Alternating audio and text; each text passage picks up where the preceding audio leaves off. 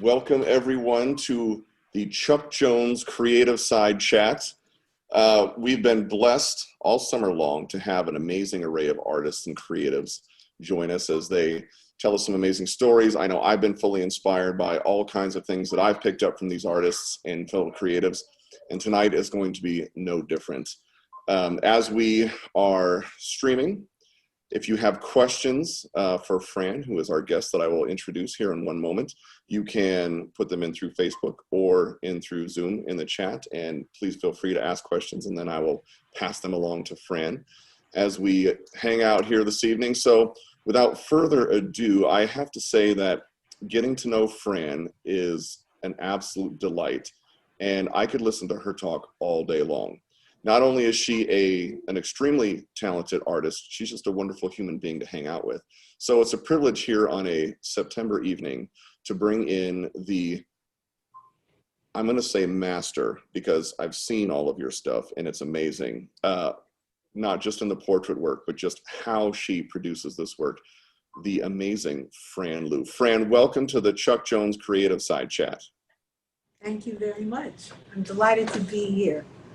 So we have had the pleasure, I have had the pleasure of getting to know you a little bit a few days ago as we started up. And I've known your work for years because I've seen it with the Chuck Jones galleries.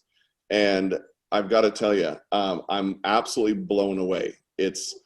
There's something to, I know we had discussed this a little bit, there's something to a photograph as a piece of art in a portrait, but then there's something that you do in drawing these beautiful portraits that brings out so much more than I have ever seen captured in a photograph. And you've got an amazing story on how you started all this. And what I wanted for people to get to know this evening, which I think is fascinating, is starting out when you were very young. So Fran, did you always know you wanted to be an artist? Yes, on some level, even as a child. I loved to draw and loved art, so that was the direction I was always taking. So I would say yes. Well, and so you started out at a young age experimenting with creative tools, and you had a pretty good helper. I think it's phenomenal that, you know, and I would love for you to tell our audience about your connection with your father and how he helped inspire this and just thrive in this creative atmosphere and what he would do. What was it like growing up with your father who encouraged this artistic spirit in you? I'd like to start a little earlier, if that's okay with you, the earlier childhood experience. Sure. Would that be okay? Absolutely. Well, I have an unusual childhood. First 3 years, I was born in a displaced persons camp in Germany after the war, and it was a very unusual environment.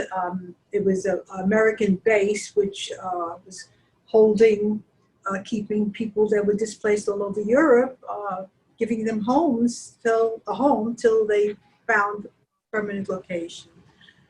So why I mentioned that is something actually that Robert had pointed out to me. I hadn't been fully aware of it, is that was a very unusual environment for a young child, and that there were very intense emotions of, as you can imagine, of hope and joy of being alive and hope, looking forward to a wonderful future, and sadness for loss of family. So I absorbed these emotions as probably like a sponge, and we arrived in America having found family sponsors when I was 3 years old, and straight from the from the ship. 3 weeks later, I was playing at the beach. So it was a great change, and I never thought too much about it. Just continued living like every other child. And my father came from a family of artists, and his sister, my aunt, who I hadn't never met, was a well-known portrait artist in Russia, and she painted the officials, high officials, and was obviously had some talent. And he had talent, but he was totally untrained. So age 3, he started to teach me how to draw faces. They were a little primitive, but way more than I knew at 3. And it was, of course, a joy to be doing this with my daddy. And he bought me art books. And they're fairly advanced books too.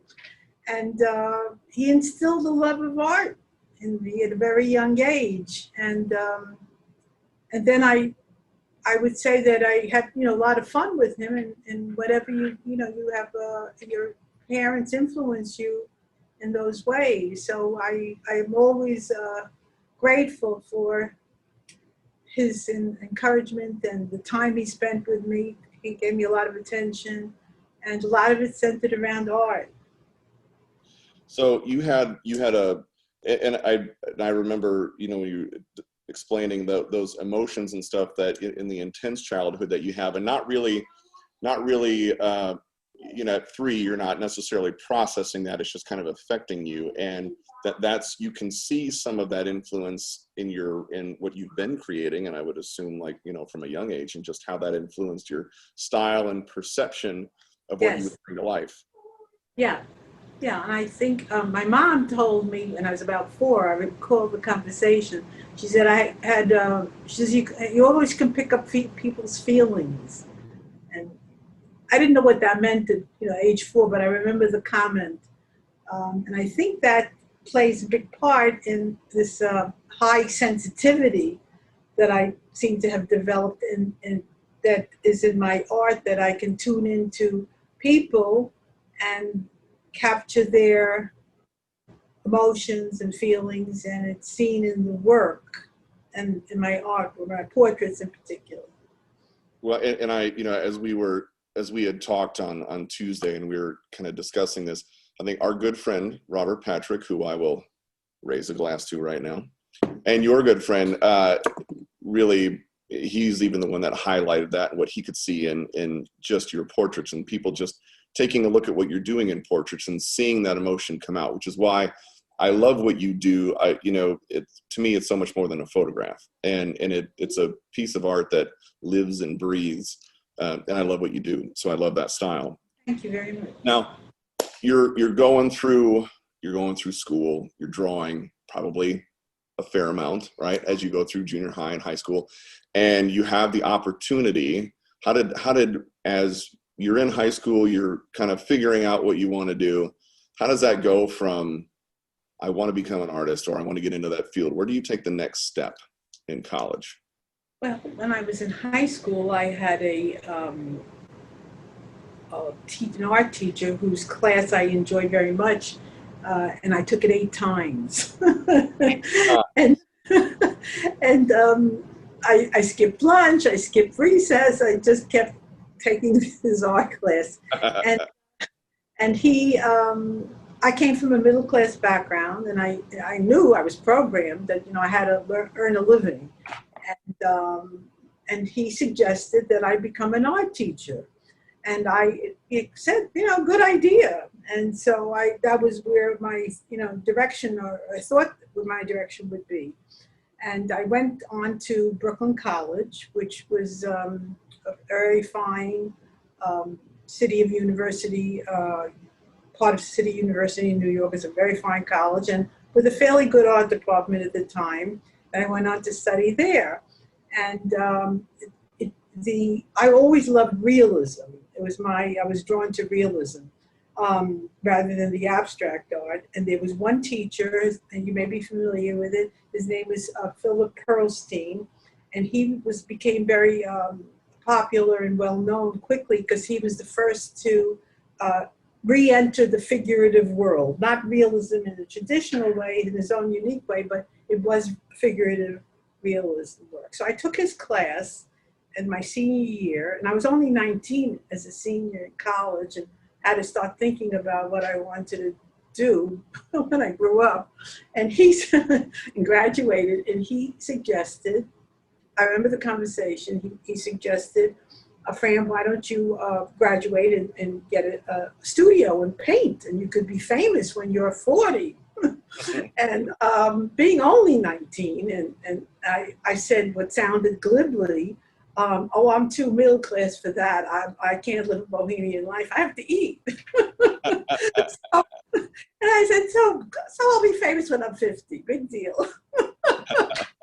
Right?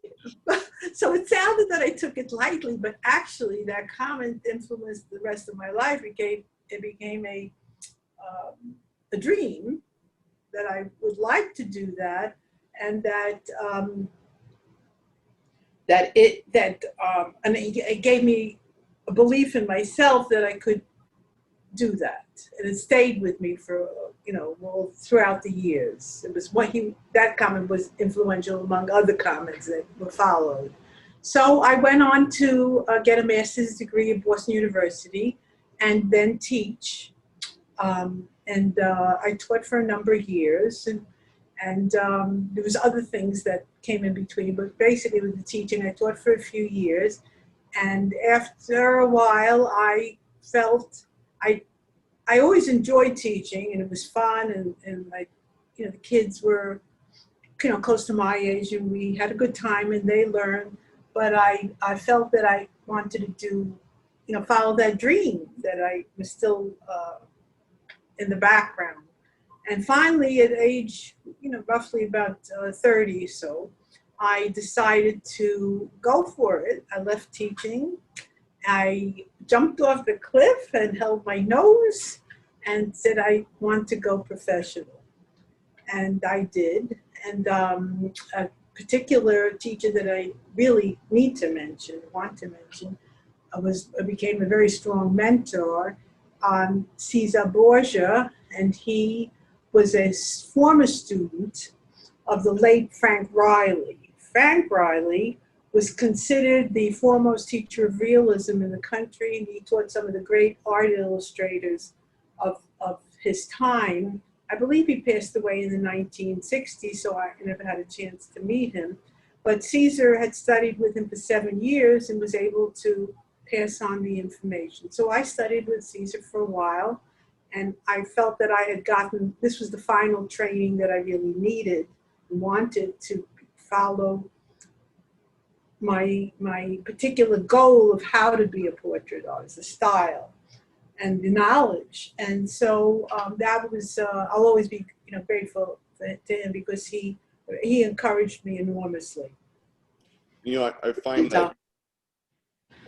that, and pardon me, but what I loved about what you had mentioned when we initially chatted about that was it's very key, really at any age, but to have people who are invested in you and can see the talent that you have, whether it's art, whether, whatever field you're in, and we'll just concentrate on art tonight because of what you were able to do. So you have people in your life that are influential, that you respect, that sit there and propel you forward. Because we all need that confidence at some point as we kind of question things. And I love the comment you made about just going for it. Like it's something that you would want to do and you go for it. And you took that leap. And good night, look where that leap is. Look where you landed. I mean, good night. So, and what I wanted to do is I wanted to take this opportunity to do two things. One is I want people to see some of this early work of yours that we're referencing. You've got a portrait on over your shoulder there, and we're going to show that. It's absolutely amazing. And I also wanted to tell people, as we're about to show some of your past work, some of your early work, if you will, that your site is up and live, and you can see what we're going to reference here in a little bit, which is the Stars of Hollywood. And Mr. Scott Ryder, if you can put up the lower third on the bit.ly/Fran Lew Studio, so FRANLEW Studio, you can check out everything that's up there right now. It's an amazing collection of art. And so we'll get to that here in a little bit, but I wanted to pull up a few of your earlier pieces. So Scott, can you go ahead with I think we have the charcoal that we're starting with, and then we get into oil. So Fran, when you had mentioned that you're really getting into it. Having some technical difficulties, Ben. Okay, no problem. You're having technical difficulties. I'm having a 4-year-old and a 2-year-old into the shot. So it's one of those days. All right, hold on, guys. Daddy's on TV. All right. So anyway, Fran, when you started off and you got these instructors with you, and and you're making it into portrait. How did that start? How did your entry into this world that you have quite dominated now, how did that begin? Well, after I went professional, after a year and a half or so with at Caesar's studio,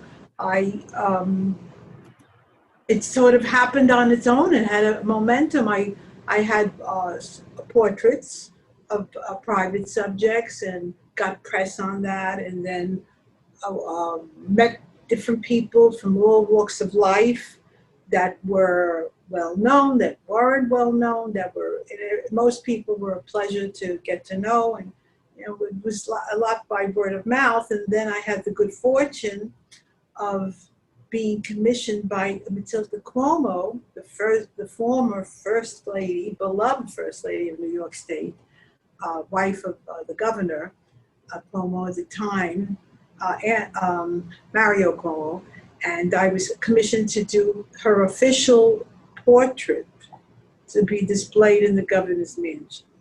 And she was an absolute delight, and we're still friends to this day. And I painted a full-length portrait of her, and I received enormous press. And so through that press, it continued to develop. More, portraits continued to develop, and I was rolling. Well, we talk about, especially with what you do, when you're good at something, and it's all about relationships.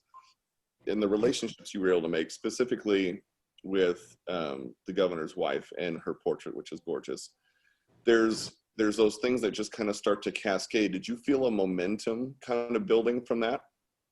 Yes, I did. And I'd like to point out, in that portrait you just showed is the staircase from the governor's mansion. The rose is the New York State flower that she's holding, and that was her inaugural dress. And at the unveiling at the Columbus Club in New York City, the governor mentioned that, and to me privately at one of the luncheons that we had, that he asked me a question which was very interesting and also stayed with me because I hadn't yet figured it out. He said, I've seen, it's a compliment that I'm sharing, that he's seen many portraits and they capture a likeness as mine does, but I capture the feelings. How do I do it? And I said, I don't know. And then that was the beginning of the search of how I captured the feeling prior to meeting Robert. Yes. So that's, I did feel that would be a good thing to mention. And so of course, the press that I received for years about her portrait encouraged other commissions. Now, I fair to say that your parents were quite proud of this accomplishment that you had. Yes. And specifically your mother, who, as you mentioned, was a little reserved, right? Maybe a little introverted until this point. And I think the story is hilarious. When your mother found out, and here it is, and you're doing the portrait, what level, there's probably 50 levels of excitement that I can count. What level of excitement did she display on your behalf to the governor's wife? She was thrilled to pieces, and she took it upon herself to bake Matilda 50 rugelach. Rugelach is a little pastry, and hers was the best. People used to come to my home and go straight to the freezer and take out her frozen rugelach and eat it frozen. And so she sent 50 to Matilda, and then Matilda writes me that I received 50 rugelach from your mom. And then Chris Cuomo, her son, one of her two sons, who's currently our popular TV journalist, was 15 at the time, and that he ate all 50 in one sitting. All 50. So my mom promptly made 50 more. Sent it out. And then Matilda went and told her chef that my mom's rugelach was so much better than his. and to put it into the Governor Mansion's recipe book. And so she wrote my mom a lovely letter, which I framed for her, and she invited my mom up to lunch in Albany, which she wasn't able to do, but the gesture was very special. So and she told me personally, she says, I understand your mother. Matilda's a mother of 5. She's so proud of you. She wanted to send me Rugolo.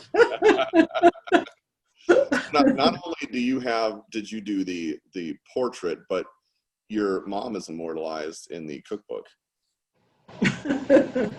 Not a bad way to go for that. And as you get into you're doing amazing portraits. You're gaining a lot of momentum with that. There's a lot of people inquiring.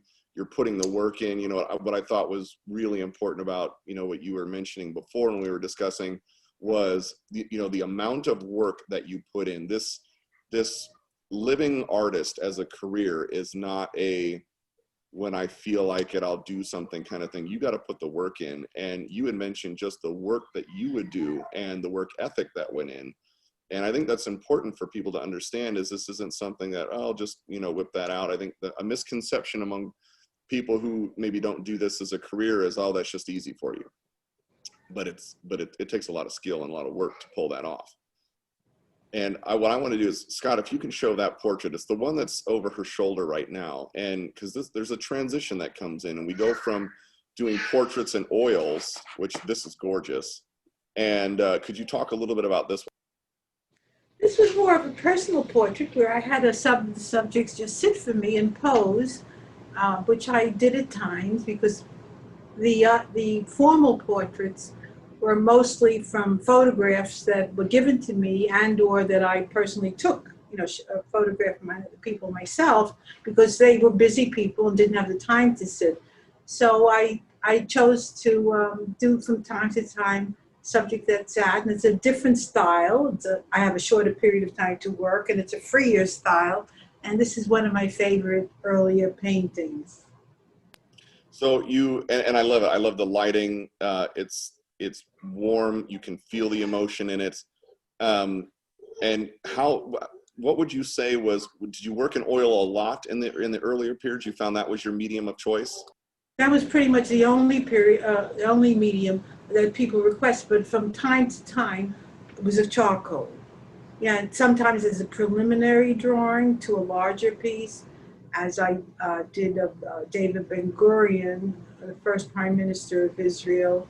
I made a preliminary drawing for a larger painting, which is now in the State of Israel collection, and then occasionally a charcoal portrait, just because I enjoyed it. So there's one right behind me, and that is of a friend, and it was commissioned, but I couldn't part with it. So they wanted you to do it, you're like, great, I'll take it. So they commissioned you for this, and you just couldn't let it go, so you kept it. I couldn't let it go, so she said, well, just give me a photograph of it, I'll be okay. It was just like, the emotion that I caught was special for me. So you touched on a great subject because I wanted to segue into this, and it was the painting that you did. You've gotten to do a lot of amazing things, and the painting that you did for the State of Israel and what you went through in the process on that. And I know you just kind of you just touched on it there, but really it's a very impactful story, especially for what the painting means. So how did this happen? And I want people to hear it from you on how you get this commission to do this painting for the State of Israel, but not just any painting. What was involved in that?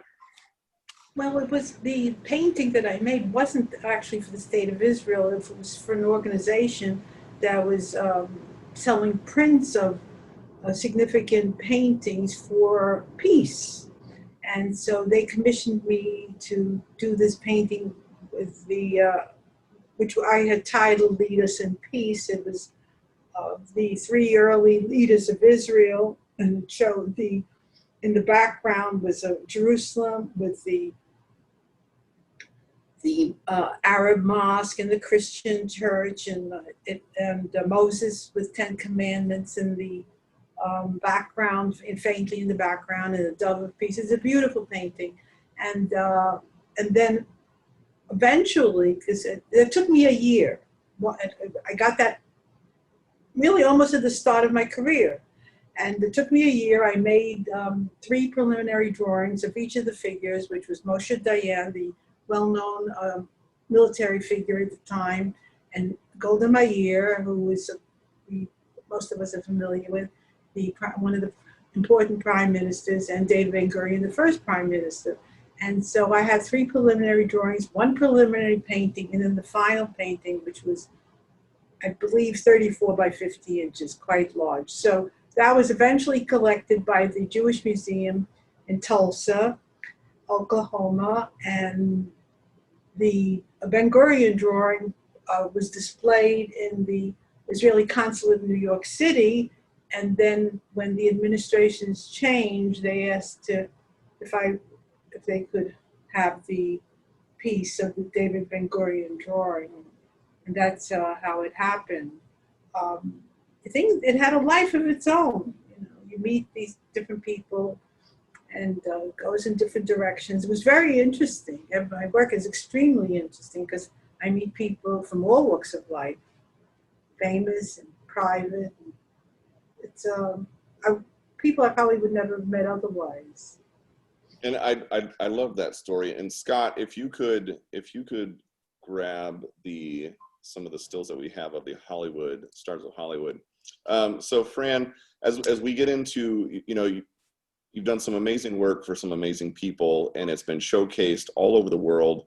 And we're putting up right now what you're working in specific for the Chuck Jones Galleries, which is the Stars of Hollywood, and your portraiture. And I noticed these are all charcoal. Yes. And I found it fascinating how there's a reason why you switched from oil to charcoal. What was that reason? Well, I had been painting portraits, some of them quite large, for 20 years, and I had developed the allergy to turpentine. And so I took a break, rethought what I'd like to do, and I always loved charcoal, and it's really the same thinking process, same creative process. So I started to work in charcoal only, and created a couple of these drawings, iconic figures, and approached Warner Brothers in California with 1 or 2 of my pieces, as I recall, it's a while ago, and they recommended that I call Robert at the Chuck Jones Gallery, and that's how that happened. He immediately loved my work, and it was about 8 years ago, and we have a wonderful long-term relationship, and I'm very happy and proud to be part of the gallery. So we get, as we had brought up, you got some strong influences and people that have influenced you as an artist and a creative. And, there's 2 that I want to bring up. And as this is the Chuck Jones Creativeside chat, we had mentioned that influence that Chuck had on you. And I would wonder, as to our audience, what impact did Chuck have on you personally, professionally, as a creative, in what you were doing? Well, it's very interesting because I hadn't really been exposed to animation art that much. More, I was trained classical academic realism. And as I got to know Chuck's work, I saw very similar thinking of design, of action, of the action lines, the movement, and the creation of emotion of these wonderful figures that he invented, Bugs Bunny, Daffy Duck, to name a few, and the different emotions that they conveyed and brought to life. And it was similar in certain levels of my approach too. It was very interesting to see that. And I saw some of his studies, and you could see the basic lines and the gestures. And the gestures are pretty much the same that I would do in the beginning of a drawing. And it was actually basic to any art form that is sometimes sorely missing in training. So I enjoyed that, and I thought he was an incredibly accomplished artist with an amazing imagination, and of course that's all, always very inspiring. So, we go from this influence that you have with Chuck and that portrait. Scott, if we could put up that portrait real quick too, what I wanted to tell people is for this evening, if anything is purchased of Fran's on the auction site, they will get a limited edition print on paper of Fran's Chuck Jones portrait, which is around a $225 value. And it's amazing because there again, you've captured that personality in that image of Chuck and kind of how we feel in the warm fuzzies, and you're able to pull that off with some amazing strokes of the pencil. So this is available again if you purchase anything on with the bit.ly/Fran Lew Studio. You will receive this limited edition as well. Now, we go from Chuck Jones, Fran, and another big influence of yours, John Singer Sargent. And, you had mentioned when, like, the gallery that he had at Grand Central, and just kind of walking around and taking a look at that from an outside perspective, and then getting invited on the inside. What was it about John Singer Sargent that had attracted you? And then to see his gallery, and then what happened?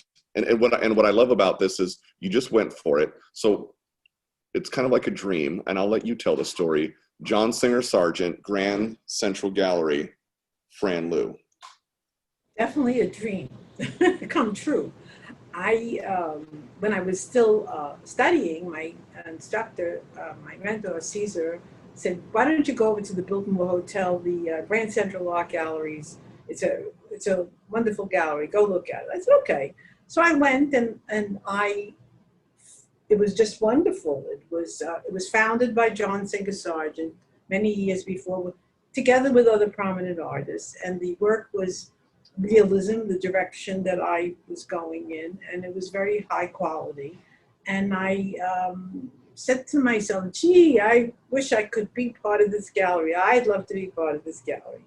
And that's it, And then time passed, I guess about 10 years, and I was on my way as a successful portrait artist, and I was approached to join the Grand Central Art Gallery roster of artists, and which had moved then from the Biltmore, which I believe closed, to 57th Street in Manhattan.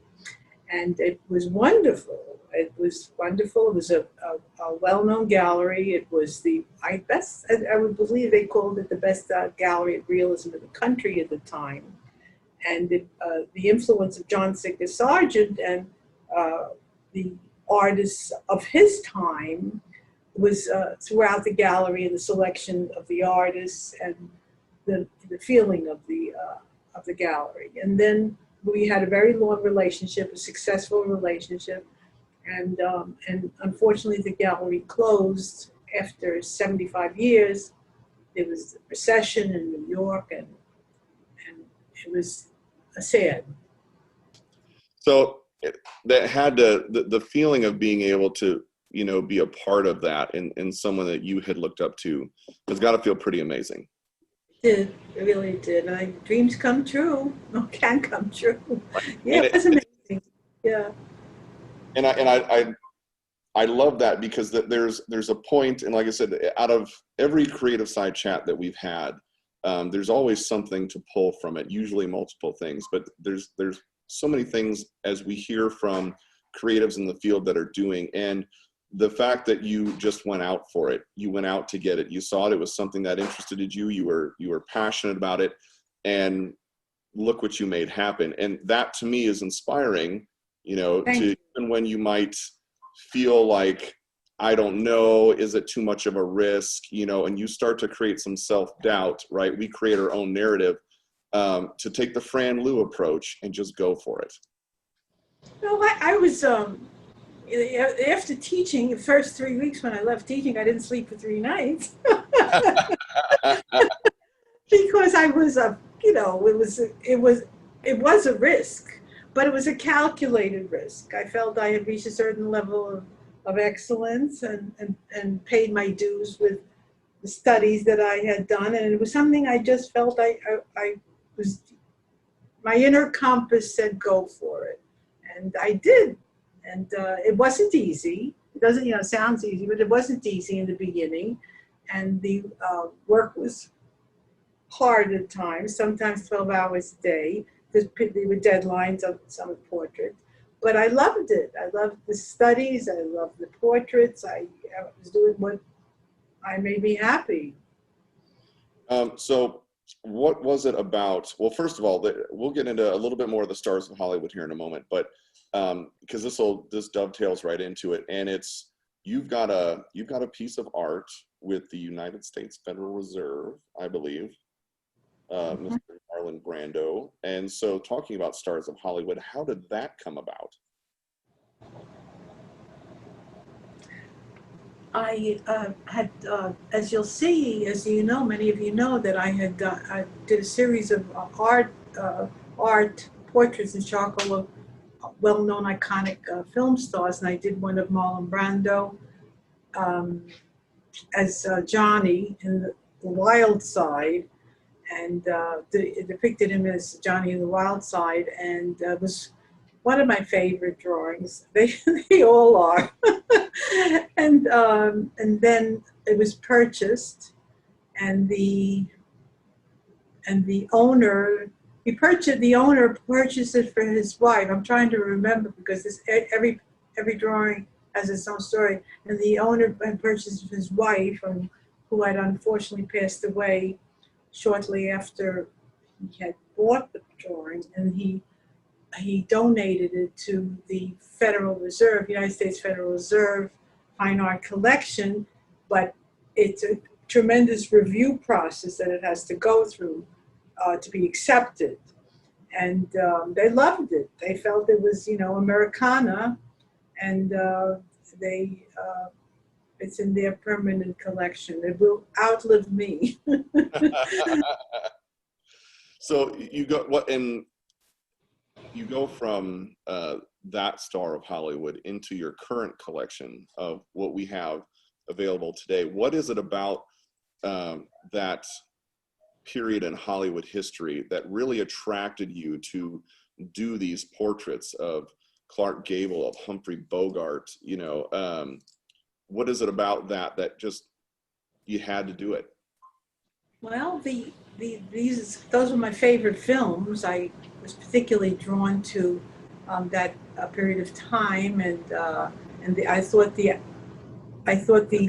actors were amazing, and it gave. I had great pleasure in seeing these films and watching these stars and listening to the singers, and it was really a joy. And the great Jimmy Cagney, and I could see his film 100 times, and the talented, he was so talented, and Clark Gable and Marilyn Monroe, and I enjoyed it very much. I enjoy it, and I've Marilyn Monroe. I've done a total of 4 drawings of her, showing different sides of her. Friend of mine and colleague Scott Morrow knew her personally as a child actor, and he was shared with me some of these photographs, and which I appreciate very much. And I love it. You have the pieces in here, and for me, I'm a big Casablanca fan. So your Bogart and Bergman is I love that piece. Thank And you. I think it captures, there's a glow in that film. You know, there's a glow to that entire film, how it was shot. And I think you captured that immaculately. Like, I can feel that film just by looking at what you did in this portrait. And I think it's absolutely amazing. Thank you very Again, you can I check. really enjoy it Go ahead. because they gave so much pleasure to me and to most people that I know, that to capture the feeling and as a work of art unto itself, and the feeling is and to also to do it from with not as a commission to please or any particular requirement except my own design. It was totally my own, and I love that. And, speaking of commissions, I would be remiss if I did not bring up the fact that this evening, Fran is available for commissions, and all you need to do is talk with your representative, and they can get in touch with this whole process. And Fran, there's nothing quite like, especially in what you do in portraits, there's nothing quite like that piece of art, right? It's not just a photograph. And Fran is available for commissions, so that's something that you can discuss with your representative. I would say you would lose an incredible opportunity if you did not have this very talented young lady do something in portraiture for yourself, your family, and I believe, Fran, it's pretty much anything that they're really interested in. Is that correct? It could be a personal commission of a family member. It could be of a beloved favorite actor, actress.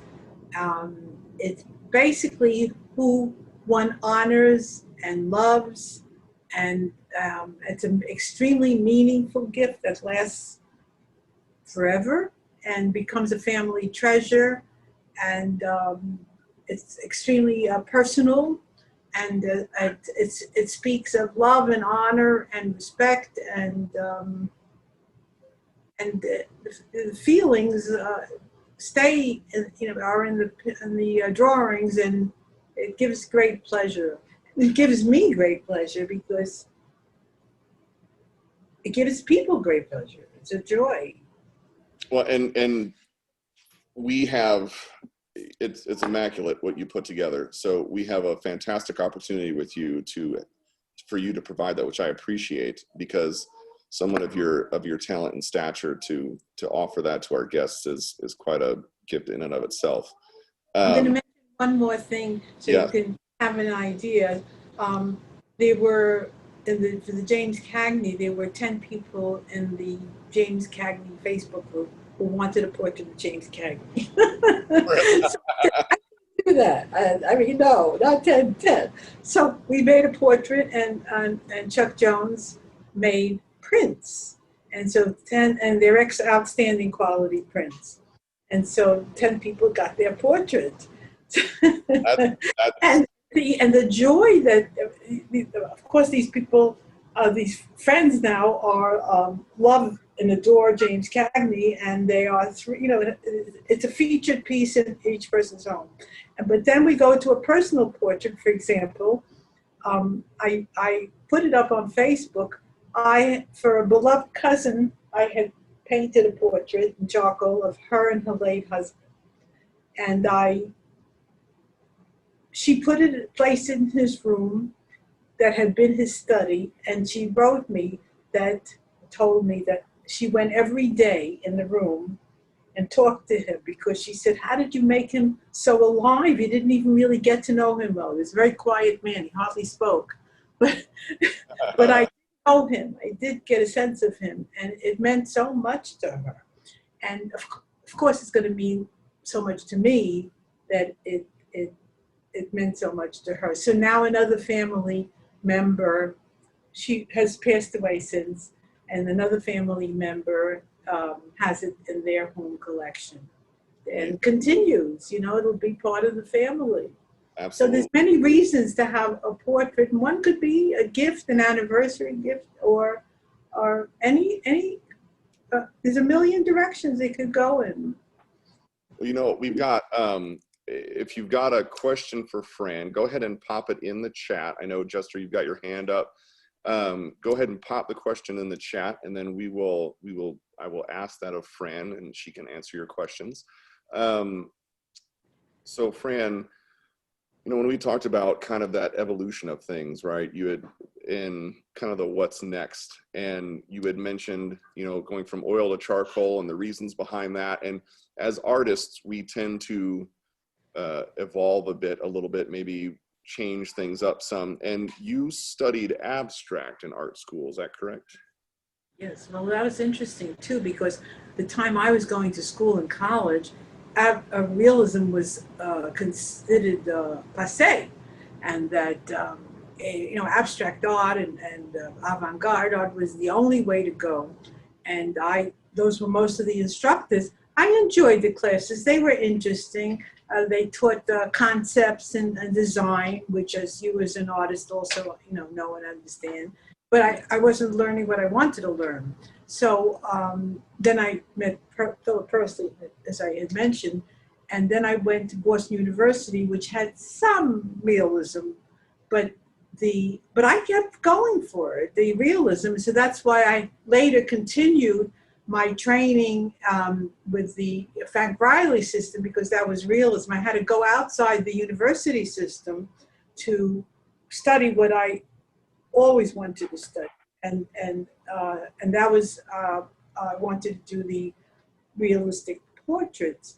But but what's interesting, as I took the classes on abstract art and the concepts and the thinking process, I absorbed it, and so there's elements there that I enjoy.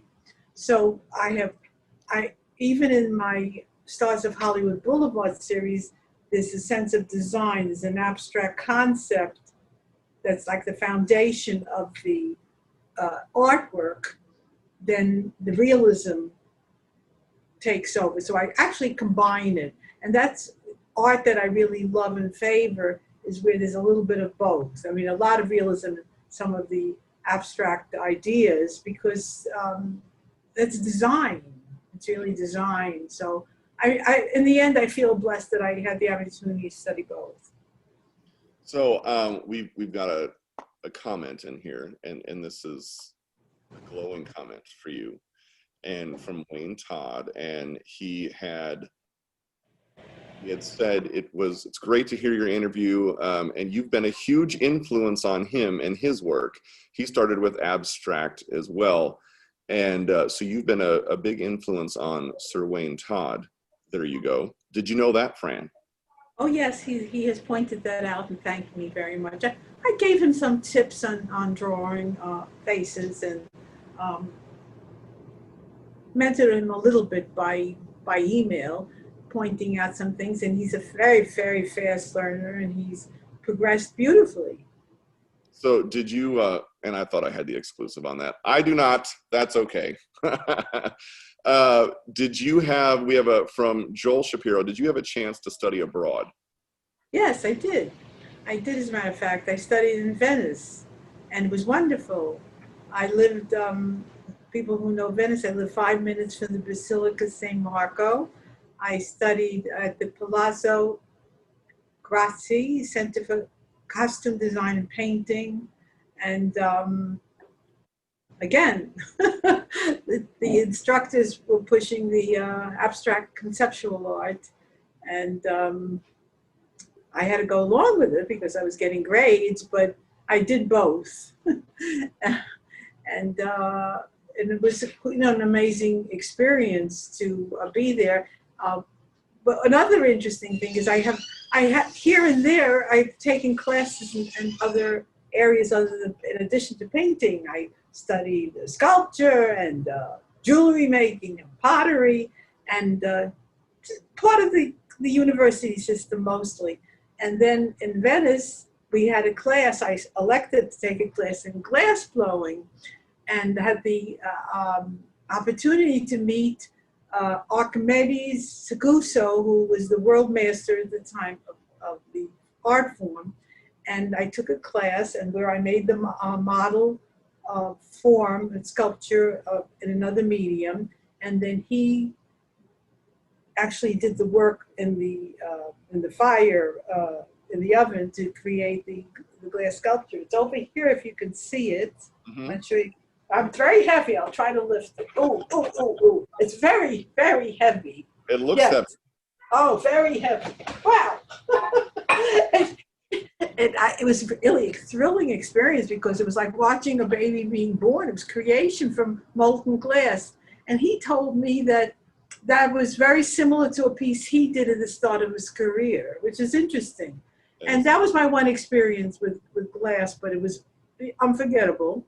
And of course, being in Venice and the art that's there and every, I believe there were 28 churches and each had art that was, I don't know how they kept it so available to the public and it stayed safe. I never understood that, but the art was quite amazing.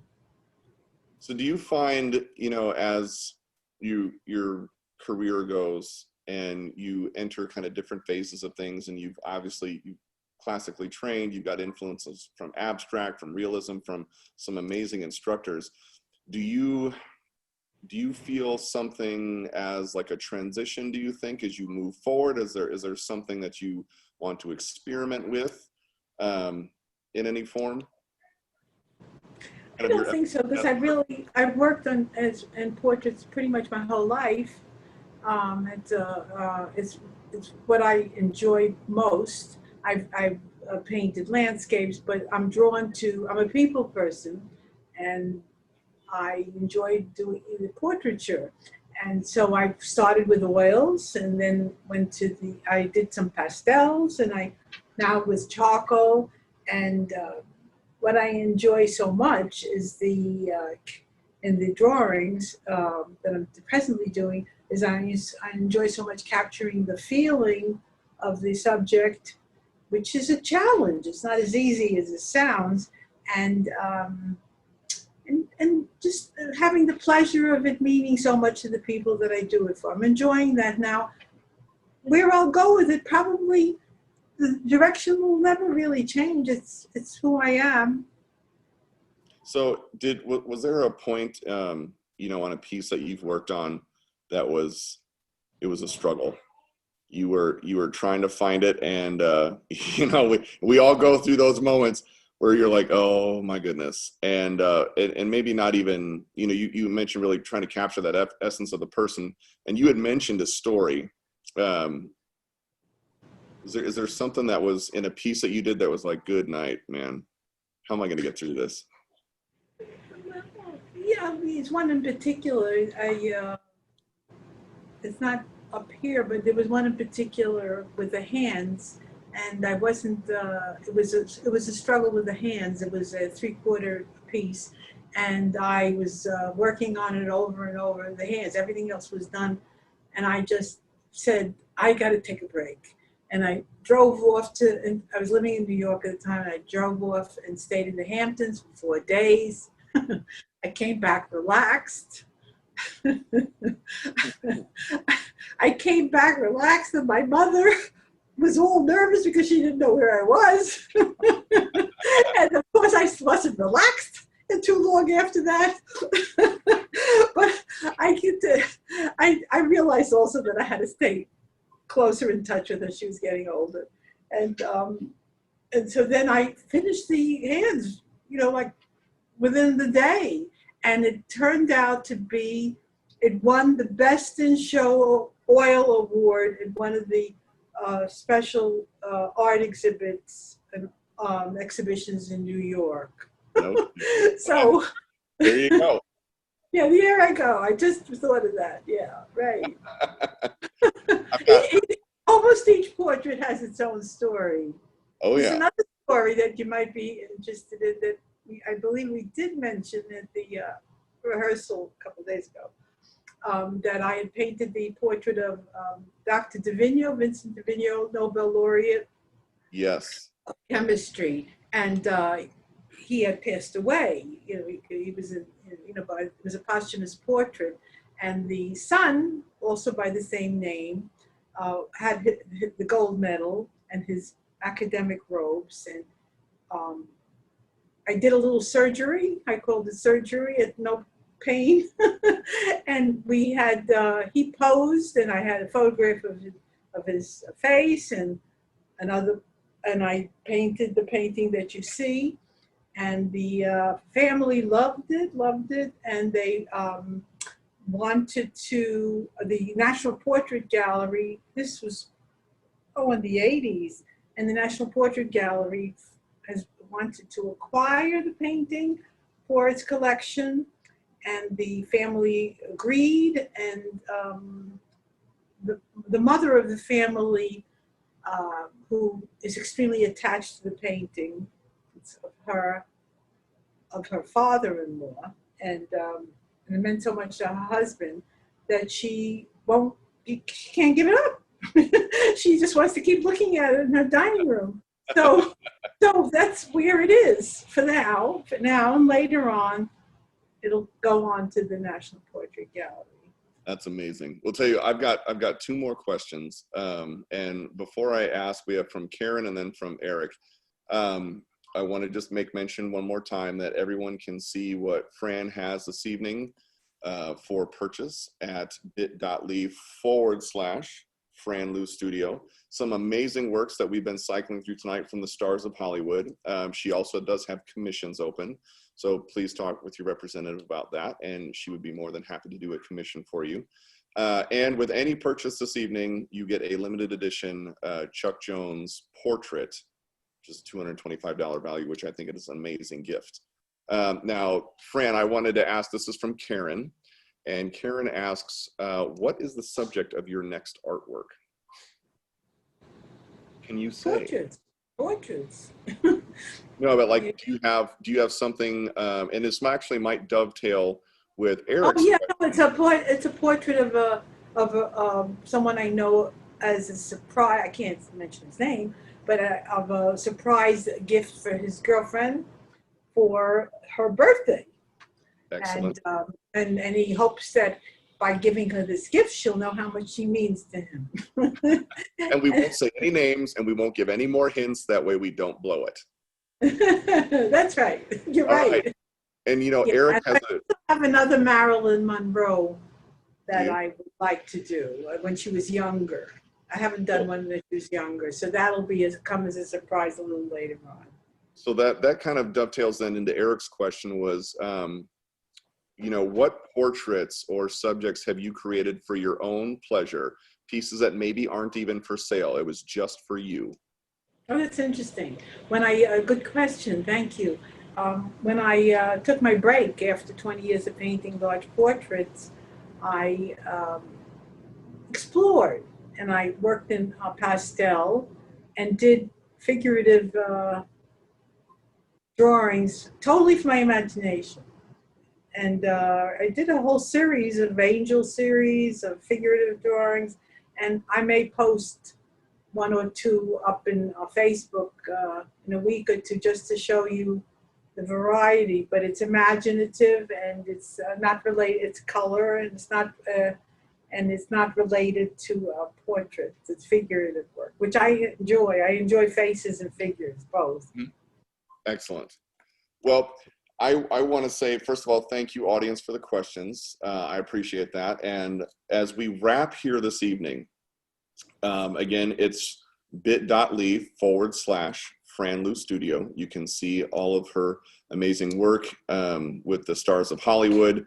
We have the gift with purchase, which is Chuck's portrait right here, which is absolutely stunning, and commissions are available.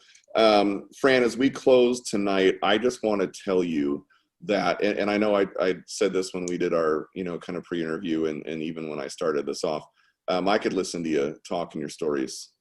I could just sit there. I'll have a glass. You keep going, because I found you to be one of the most fascinating people, and you're very humble in how you just openly talk about things. Your sharing of information. You're very giving, you know, of yourself, and then clearly, as you've inspired, you know, one of our guests tonight in just giving some advice and some tips and stuff like that. I got to tell you, I hope someday soon I get to meet you in person, because thank you very much. The feeling is mutual. Well, And thank you've you. been a Yes. delightful host, and I felt very comfortable and enjoyed meeting you very much. And one of your children, too. Yeah, Just right. see- I got two of them running around, dropping in the shot. And so you have been an absolute delight and a pleasure. And you're the reason. It's someone like you that is the reason that we do these Chuck Jones Creative Side chats. Because I was inspired when you were discussing in our pre-interview, with you're going for it, and your stories, how you were doing things inspired me, and I'm glad we could share that with everybody tonight. So, dear, you're a gem. Thank you. And I wanted to say, I wanted to give it to you, the floor, to close out. What would you like to say to our guests this evening? Well, I guess I would like to say thank you for all your support and the love that I receive from you, and it's actually wonderful. It's a pleasure for me to share my work with you. Um, it's a joy, and I appreciate it more than I can say. It's a wonderful feeling to have your work appreciated, to share it with people who are genuinely kind and interesting. Well, you're a blessing to us all, dear, and this is why these things are so important, because I believe it's important for people, collectors, and just people in general, people who appreciate art, to meet the artist behind the creations themselves. I think it's so important. So, Fran, thank you again so much. I'd like to say a special Yes. thank you to you for being a wonderful host. I have felt totally relaxed with you and enjoyed the interview and the questions, and feel your sincerity, and you're great at it. Well, and thank you, dear. I want to say a special thanks to the Chuck Jones Gallery. I'm extremely proud to be part of the gallery and the continuation of Chuck Jones' legacy, and a special thanks to Robert and Craig for making the work we do together a real pleasure. They're both wonderful and full of high integrity, and I couldn't be happier. I agree. And to that, Fran, I think you have a glass. I have a giant glass. Would you raise a glass? Here's Fran to you, to Robert and Craig. There we go. Thank Let's you. all do this again in person sometime. All right, everyone. Thank you very much. Have a great night, and we look forward to seeing you on the next Chuck Jones Creative Side Chat.